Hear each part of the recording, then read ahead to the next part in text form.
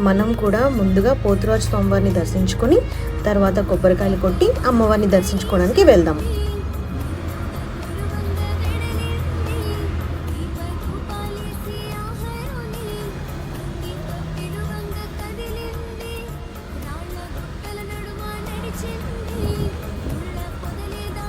చూసారు కదా, అమ్మవారి గుడిలోకి మనం ప్రవేశించబోతున్నాము.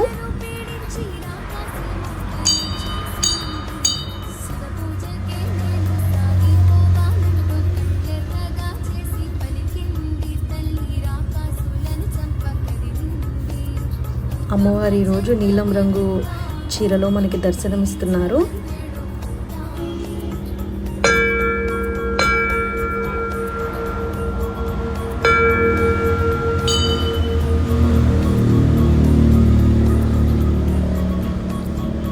రకరకాల పువ్వులతో